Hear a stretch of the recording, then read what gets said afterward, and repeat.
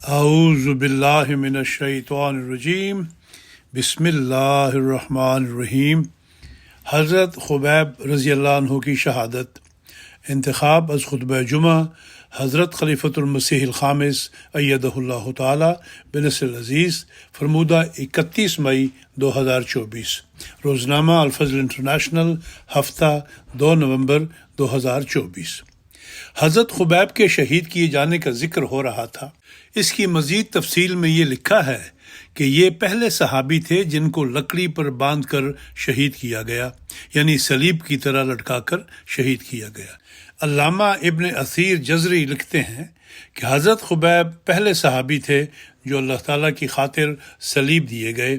اسد الغابہ جلد 2 صفحہ نمبر 156۔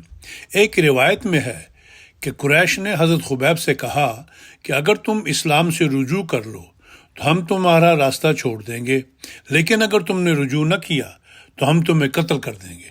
حضرت خبیب نے کہا، اللہ کے راستے میں میرا قتل تو ایک معمولی بات ہے۔ پھر گویا ہوئے، اے اللہ، یہاں کوئی ایسا نہیں جو اس وقت تیرے رسول تک میرا سلام پہنچا دے، اس لیے اے خدا تو خود حضرت صلی اللہ علیہ وسلم کو میرا سلام پہنچا دے اور آپ کو بتا دے جو یہاں ہمارے ساتھ ہو رہا ہے۔ سیرت حلبیہ جلد 3 صفحہ نمبر 235۔ حضرت اسامہ بن زید سے روایت ہے کہ ایک روز رسول اللہ صلی اللہ علیہ وسلم اپنے صحابہ کے ساتھ بیٹھے ہوئے تھے۔ رسول اللہ صلی اللہ علیہ وسلم پر وہ کیفیت طاری ہوئی جو وحی نازل ہونے کے وقت طاری ہوا کرتی تھی۔ ہم نے آپ کو فرماتے ہوئے سنا، وعلیہم السلام ورحمۃ اللہ وبرکاتہ، یعنی اس پر بھی سلامتی اور اللہ کی رحمتیں اور برکتیں ہوں۔ پھر جب آپ صلی اللہ علیہ وسلم پر سے وحی کے آثار ختم ہوئے تو آپ صلی اللہ علیہ وسلم نے فرمایا، یہ جبرائیل تھے، وہ مجھے خبیب کا سلام پہنچا رہے تھے۔ خبیب کو قریش نے قتل کر دیا۔ روایت ہے کہ قریش نے ایسے 40 آدمیوں کو حضرت خبیب کے قتل کے وقت بلایا جن کے باپ دادا جنگ بدر میں قتل ہوئے تھے۔ پھر قریش کے ان لوگوں میں سے ہر ایک کو ایک ایک نیزہ دے کر کہا کہ یہی وہ شخص ہے جس نے تمہارے باپ دادا کو قتل کیا تھا۔ سیرت حلبیہ جلد 3 صفحہ نمبر 236۔ تو ان لوگوں نے خبیب کو اپنے نیزوں کے ساتھ ہلکی ہلکی ضربیں لگائیں۔ اس پر حضرت خبیب صلیب پر بے چین ہونے لگے۔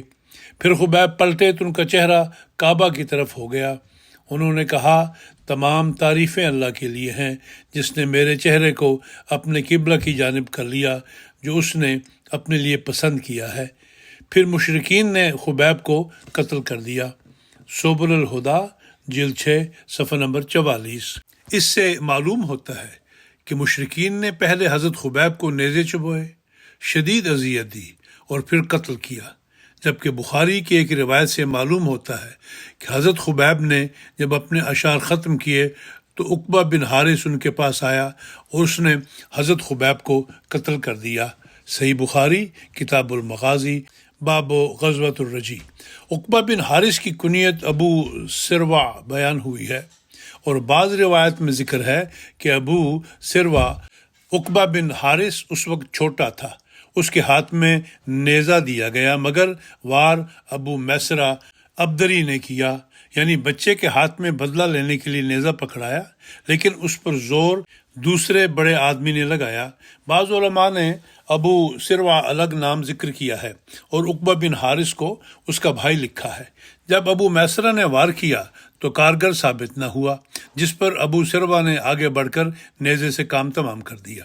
بعد میں عقبہ بن حارث نے، جو کہ فتح مکہ کے وقت اسلام لے آئے تھے، انہوں نے بیان کیا کہ میں ابھی چھوٹا تھا اور ابو میسرہ ابدری نے میرے ہاتھ میں برچھی یا نیزہ دیا اور خود میرے ہاتھ کے ذریعے سے خبیب کو مارا۔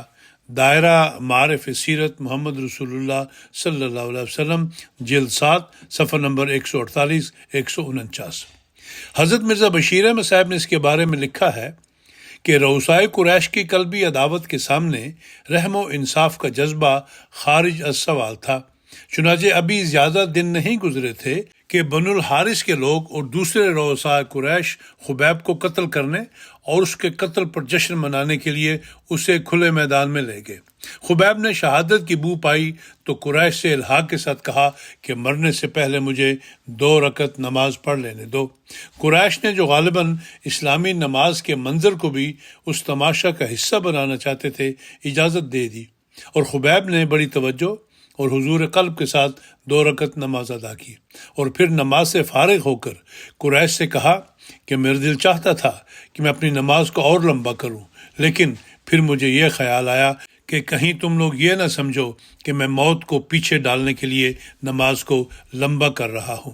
اور پھر خبیب یہ اشعار پڑھتے ہوئے آگے جھک گئے، وما انا ابالی حین اقتل مسلمن، وما انا ابالی حین اقتل مسلمن، الا ای شکن کان للہ مسرعی وذالک فی ذات الالہ وان یشاء یبارک علی اوصال شلو ممزعی، یعنی جب کہ میں اسلام کی راہ میں اور مسلمان ہونے کی حالت میں قتل کیا جا رہا ہوں تو مجھے یہ پرواہ نہیں ہے کہ میں کس پہلو پر قتل ہو کر گروں، یہ سب کچھ خدا کے لیے ہے، اور اگر میرا خدا چاہے گا تو میرے جسم کے پارا پارا ٹکڑوں پر برکت نازل فرمائے گا۔